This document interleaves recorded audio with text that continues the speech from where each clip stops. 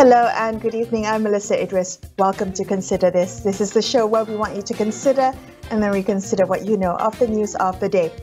We're just days away from GE15 nomination day, and news of seat allocations and candidate announcements have been trickling in over the past few days.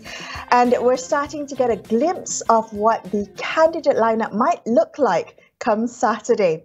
What does the candidate list so far tell us about the calculations and the strategies going into GE15? Joining us now is Professor Dr. Kartini Abu Talib. She's the Deputy Director of the Institute of Ethnic Studies at University Kebangsaan Malaysia. Dr. Kartini, thank you for joining me today. If I may begin with a PKR, what are your thoughts on PKR's announced candidate lineup? I mean, there have been a number of incumbents that have been dropped, and several fresh faces are being fielded this time around. This was a strategy that they used in Malacca, but one that did not pay off. What do you make of them using this strategy going into GE15? Okay, if we have to look at PKR, overall PKR has a good lineup. We now know that Anwar will be contesting in Tambun, Izzah retaining contesting in Pematang Pauh, Rafizi in Pandan, Amiruddin Syahari in Gombak against Azmin Ali. Overall, it is good. But we can observe from Pakatan Harapan decision, especially PKR, to drop a few big names like Siva Rasa, MP of Sungai Buloh, Maria Chin of PJ, Lee Boon Chai, Dr. Lee Boon Chai in MP Gompeng, Charles Santiago, and another big name is Hanifah Maidin. For all we know that these MPs are well known for being vocal against corruption and promoting integrity. They also won big in GE14. I think perhaps replacing previous MP could be an opportunity as well as a risk that the PH has to bear. People may see replacing this big name as a strategy of improving image, perhaps. But being outspoken means among the rakyat, there will be a group of people who agree or disagree or disregard them. That could be reason for them to actually replacing this big name with the new faces, especially in PKR lineup. Is it a gamble to go with fresh faces? I know Malaysians say they're tired of the same old. They want to see fresh faces. But do you think that this might be a strategy that will pay off, that voters might vote for an unfamiliar face as opposed to, say, an incumbent that they are familiar with in the past 2 or 3 terms? That's a very good question, Melissa. We know that when it comes to track record, people, especially voters, they are accumulating the KPI, performance index, and all the track record by the previous MPs.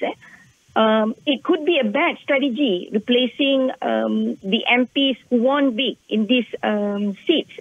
To me, it's not a good strategy. But some say that it could be a good strategy in terms of attracting new voters and also carrying a new image. As I said earlier, it could be an opportunity, it could be a risk, something that PH has to bear, and PH has to be able to calculate carefully or deliberately in terms of replacing these kind of strategy with the new faces. I like Siva Rasa, Marina Chin. People know Marina Chin and Siva Rasa, and also Charles Santiago. Replacing them, it could be a risk. And it could be also an opportunity for PKR, who seeing that they have been so vocal, people knows them of their strong against corruption and promoting integrity. So they could have a group of people that agree with them, a group of people who disagree and disregard them. So replacing them could be another opportunity that PKR or PH might see or might calculate, and hoping that it would be a benefit to them. Well, looking at the coalition, Pakatan Coalition, and the internal party dynamics between DAP and Amanah. So DAP has said that it has a plan to court rural Malay voters. However, this gambit for the Malay heartland is putting it in direct friction with Amanah. Both of the parties clashing over the Changkat Jong seat in Perak. Ultimately, that seat went to DAP. I see pundits have often said that PH's problem, and particularly with DAP, has been in convincing the Malay voters. Do you think the messaging has changed much? Okay, first and foremost, we can see that Amanah has a valid reason to defend the Dun Changkat Jong seat, because the negotiation was DAP candidates will contest in Dun Pasir Berdamar and also Teluk Intan parliamentary seat. And I think it is just fair for DAP to consider Amanah as the contestant for Changkat Jong. But yet again, going back to the argument that DAP is actually willing to give a better opportunity, more line up to the Malays in order to attract the Malays voters. It could be true. We can see that how DAP simply announced Yang Sepura to contest in Bentong, Sharlina in Bukit Bendera. We can see Fatin Zulaikha Zaidi in Bersing, and also Sheikh Umar Bagharib Ali, just to name a few. Sheikh Umar Bagharib will be contesting in Air Hitam. And also we can see that how Bentong become a very controversial seat when DAP decided to announce Yang Sepura to contest in Bentong. Unnominated for Wong Tak. Wong Tak decided to exit DAP and declare to contest as independent candidate. We can see that DAP is crucial for DAP to actually name more of the Malays candidates for representing DAP in this GE15. But Dr. Kartini, everyone is going after the Malay vote. There are so many Malay-based parties going after the Malay vote. It has never been as splintered as it is going into GE15. What do you think? Is the Malay vote still as powerful as all these parties seem to think it is? For DAP perspective, they need the Malay votes to support them. Because they knew that they can win the Malay voters in urban areas. But maybe they have to struggle in more of the rural area. But yet again, as you said earlier, Melissa, that we now facing where there are few more others, Malays party representing the Malay parties. And of course, we can see that there will be a few corners of representing UMNO, Amanah, PKR, PAS, Warisan, Muda, and so many more. But when they put themselves as representing the alliance under one roof, they are willing to tolerate and be able to see how the contest in the Malay constituent or the Malay area will define the kind of leadership that the Malay decide to choose. It's no longer about the party.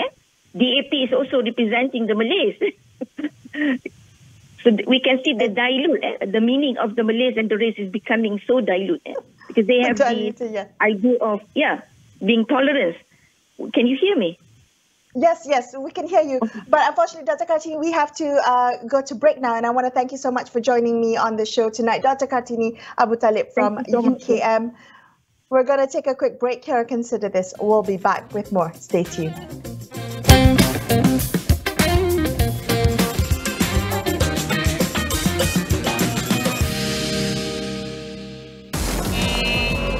This is the digitalization race. And the Maxis Right Expertise team is going on full speed, powered by a scalable enterprise-grade fixed network, utilizing the right network, solutions, and insights. Also, businesses can focus on staying ahead of the race. What a win in digital resilience. It takes the right team with the right capabilities to future-proof your business. Dual berkeju ORKFC. Bukankah resepi original tu ayam? Dah jadi burger keju melimpah. Yang pasti sedap hingga baju pun nak makan sekali. Sebab itulah sedap hingga menjilat jari.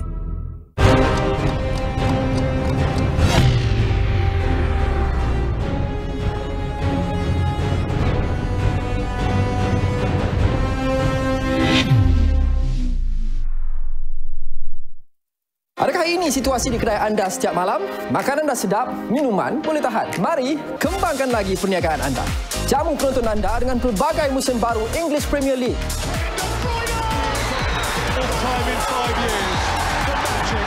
badminton, F1 dan lain-lain secara live di Astro. Atau bawakan berita terbaru, tempatan maupun antarabangsa. Dapatkan Premium Pack Astro Base dengan 32 saluran Astro. Hubungi kami sekarang. Dalam membawa setiap berita, semestinya yang penting adalah untuk membawa pelbagai sudut sesuatu cerita itu. Yang pastinya suara akar umbi, terutamanya suara rakyat, harus diberi ruang. Kami di Astro AWANI sentiasa komited dan juga bertanggungjawab dalam menyampaikan berita yang seimbang, konstruktif, terutamanya kepada seluruh rakyat Malaysia. Saya Jasmine Abu Bakar. Dan saya Ihsan Yahya. Pastikan AWANI 745 dan Sinar AWANI menjadi pilihan utama anda.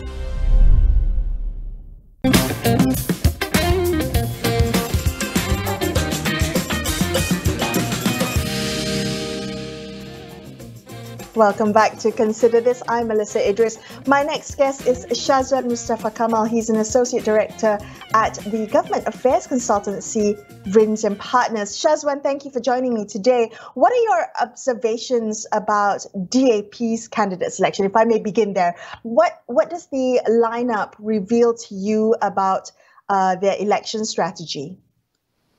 I think the current lineup does reveal a lot about DAP's sort of like plan post GE15. Actually, you do see a concerted effort to place obviously younger leaders in line with I think the variable that's basically first-time voters, but more importantly, and I think this was raised earlier as well, the sort of influx of young Malay leaders. But beyond that, actually, you actually see a consolidation of forces within the party, of leaders that are aligned to the ruling camps of the party, as opposed to some leaders who don't exist within the various camps within the party. And then you actually see an exodus of those leaders, either forcefully or willingly. Are you seeing the same kind of trend within PKR as well? Because PKR just announced their candidate selection. Are you seeing similar types of factionalism being kind of pushed aside or being pushed to one side within PKR's candidate lineup? So I think the story with PKR here is that I think it's twofold. One is that you do see the party being led really by Rafizi this time around, and actually the sort of like machinations in terms of the candidates really sort of balancing the politicians, the activists, as well as the academics. That's why you got a few new faces coming in. Obviously, this decision may not have come as something that was planned for a very long time, because you see already fissures within the various, grassroots divisions. Some unhappiness over candidates that obviously weren't grassroots candidates that sort of came in at the last minute. But at the same time, you also see a purge of various leaders that were possibly aligned to Azmin's faction or those who were in the Sheraton move before this, but chose to remain loyal with PKR. But for whatever reasons, they weren't fielded. And I think you actually see a couple of them actually, most notably the likes of Tian Chua, and I think even Ginny Lim, party veterans who have been with the party through thick and thin, but obviously got their comeuppance this time around, just because I think they're making it clear who is going to be fielded and who's in control of the party. Right. Shazwan, can I get your thoughts on how voters might view the trade-off in how political parties decide where and who to field in GE15?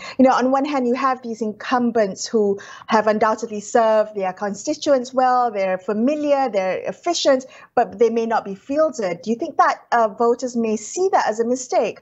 Or, on the other hand, we have this opportunity for making way for younger candidates, female candidates, new candidates, fresh candidates, giving an opportunity for new politicians to serve in their turn. How do you think voters might react to that strategy that PKR and DAP is adopting? I think voters' reaction would depend on how the various parties that you just mentioned communicate, the reasons or rationale behind these strategies. Obviously, if it's a push towards, younger professionals, then PKR ought to make it clear. And I think they have to some extent been doing so. But there are cases like, for instance, DAP, and you talk about the Klang seat, Charles Santiago, caused undeniably a lot of a ripple effect, and actually a lot of a backlash within voters, really, who were shocked because on one hand you had this really one of the few key performing MPs for the past 3 terms, who is synonymous with the constituency, and you sort of replaced him with someone who I believe voters had actually, had issues with during his term as a state assembly person. So, I mean, obviously there is a wider, bigger strategy behind the party's decision to sort of formulate your candidates, but really there is a fine balance to be played with. If you're going to do this, you got to make sure that your explanation, your narrative is watertight. And I think the DAP case is a perfect example of how it's not, because they're really scrambling to try and contain the narrative right now. Right. So communication, messaging is key. And I wonder, on that note, about Muda's messaging and Muda's communication over whether Syed Saddiq should contest in GE15. There have been demands for him to stand down in this election. What do you think the considerations are? What are the optics? Should he stand or should he stand down? Yeah, Muda is in a very difficult place. I think, obviously there have been growing calls for Saddiq to show leadership by example and stand down just because of his, the prima facie case and his court case. But on the other hand, it's like, I think their sense is that if he does step down, then it's like sort of an omission.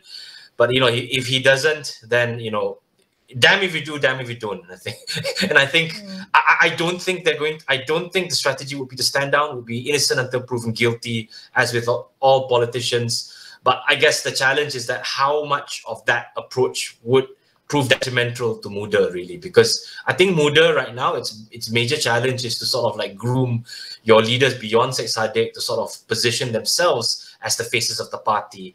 And they, to their credit, they have been doing so for the past year. But Syed Saddiq remains a looming presence over Muda. Obviously, the case will impact Muda. What Muda does not need to do is that what Muda does not want to get itself into is be that party that gravitates around the fate of one leader. I mean, we all know how other parties have done so in the past. So I think a cautionary tale for Muda, a chance and opportunity for Muda to avoid falling that same trap. Whether they do so or not, we'll be able to find out in a few days' time. But I, for one, believe that Saddiq will still contest, and just because I think they are at that 13th hour of getting the negotiations with Pakatan Harapan right. So I don't think they want to spoil that as well.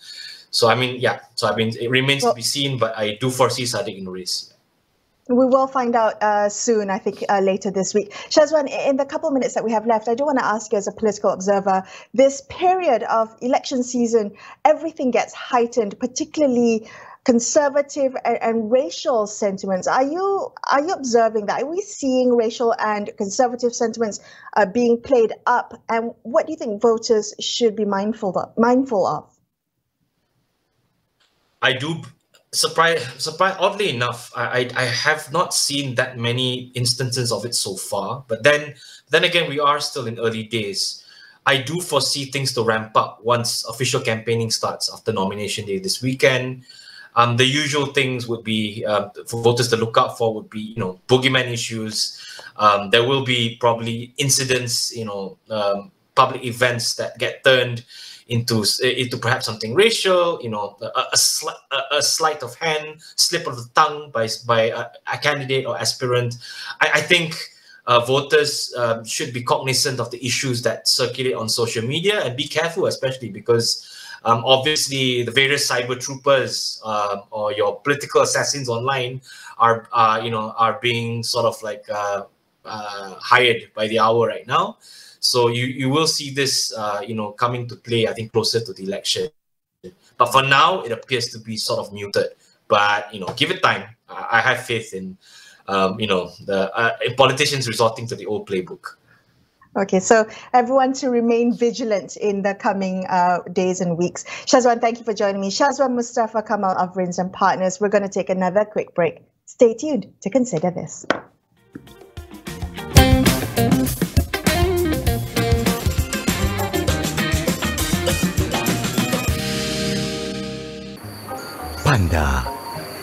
Mereka suka bersantai, tidur dan makan. Sekejap, kita dah makan buluh sampai habis ke? Mereka pantang dicabar. Aduh, sakit. Panda. Mereka hidup dengan gaya tersendiri.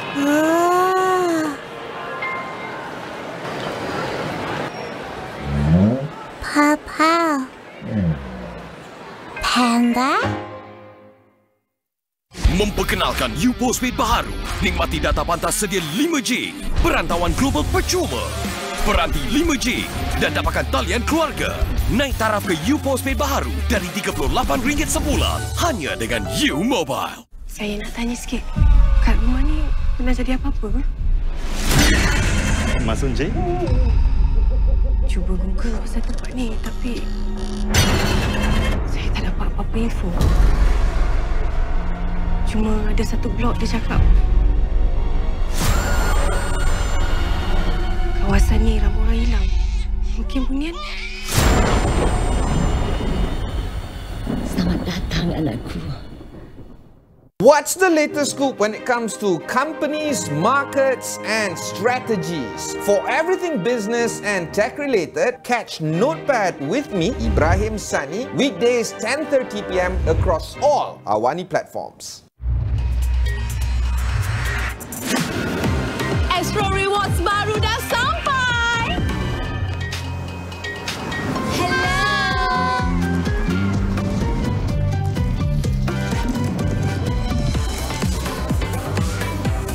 What? For me? Wow, semua ini hanya dengan Astro Rewards. Muat turun My Astro app sekarang.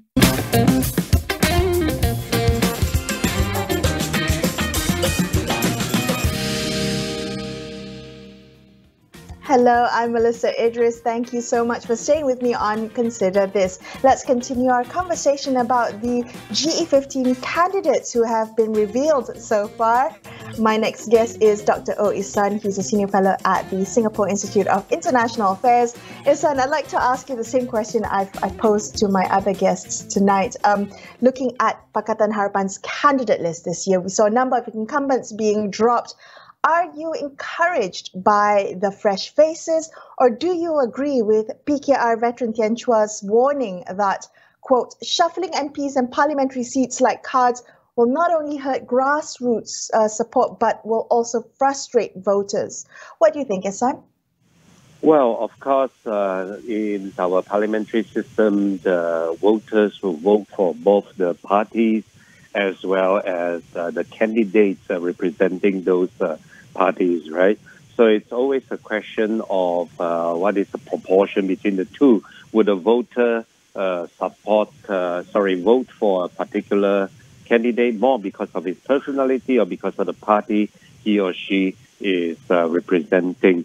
I think in Malaysia's context, mostly for the opposition, namely for, let's say, for the Pakatan Harapan and other opposition parties, I think most of their supporters perhaps identify more with the parties rather than the candidates. So when they look at the party logo, they feel that this is a party they could support, against parties whom they don't like. And then, of course, if you have a more charismatic candidate, it will add to that. But I don't see it as being personalities over party logos. Yeah. Okay, on that note, if I may ask you about one of the biggest personalities in the Malaysian political scene, Dr. Mahathir, with Gerakan Tanah Air GTA, the possibility of building alliances with other political coalitions seem to be slowly withering for GTA. Do you think the future is bleak there, or do you think Dr. Mahathir might be the personality it needs, the rallying force that he was in GE14? Does he have one more election in him where he can be that star personality again? Well, again, if you are fighting from the opposition side, it's a combo between the party and the personality, right? Dr. Mahathir, of course, would have a larger-than-life personality, having helmed this country for more than 2 decades and having a lot of achievements. But with just himself and, shall we say, the skeletal framework of his GTA, I think it will be very difficult for him and his GTA to make a lot of inroads in the coming general election. If Dr. Mahathir, on the other hand, were to link up once again, for example, with PH, and PH is willing to give him another chance to work with him and so on, then perhaps this combo, well, it has proven to be successful in 2018, right? It could of course increase Pakatan Harapan's chances at this election. Yeah. Oh, it might increase. Okay, do you think that that's a likely scenario, Pakatan teaming up with Mahathir once again? Well, I think by now, I mean, of course, I wouldn't rule that totally out, but I think it's slightly late, isn't it? Because you still need some time to persuade the voters and so on. I think the fundamental problem with Pakatan is the fact that they could not make a significant inroads into the conservative Malay majority voter base in this country. And although Dr. Mahathir could only perhaps make that a little bit of inroads, but a little bit is better than nothing at all, right? So I think if there is this combo between Dr. Mahathir and Pakatan, possibly you can make slightly more inroads into the conservative Malay majority voter base, and thereby Pakatan Harapan's chances of being successful would be increased. Yeah. All right, so we're days away from nomination day on Saturday. We've got some candidates announced so far. What seats do you think are shaping up to be interesting to watch, Isan?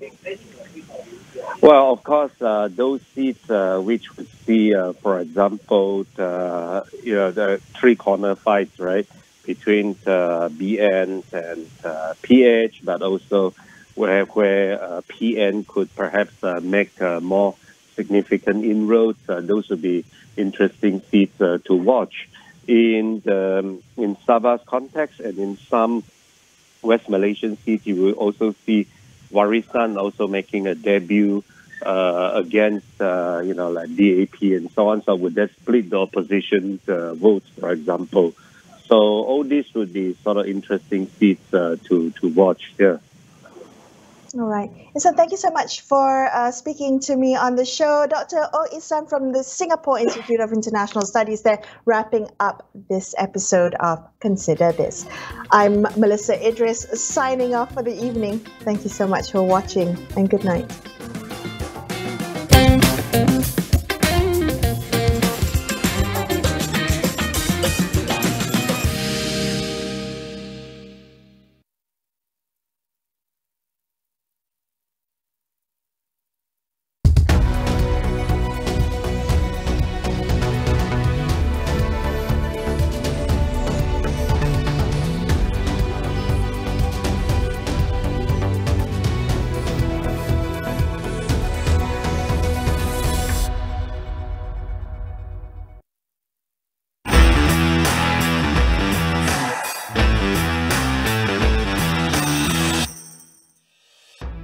Thanks for joining us. This is Notepad with me, Ibrahim Sani. We continue our election coverage called Economics of Election, where we slice and dice the impact of the economy in regard of election. And when we talk about the elections, we talk about travel, we talk about the coverage of how people are going to move towards their locality, move towards the places that they vote. One key item is, of course, where do they stay? Particularly when they have moved away from their election constituency and perhaps think about and have domiciled elsewhere and think about returning back to their locality or hometowns during the election period. Having said that, you still need to travel even if there's no elections taking place. Because of this, it's timely for us to have a chat with our good friend over at Airbnb. This is Mitch Goh joining us from Singapore. She is the Airbnb Head of Public Policy at Southeast Asia. How are you, Mitch? Maybe you can share with us some of the items when it comes to tourism. As we all know, it gradually resumes back. And perhaps share with us some of the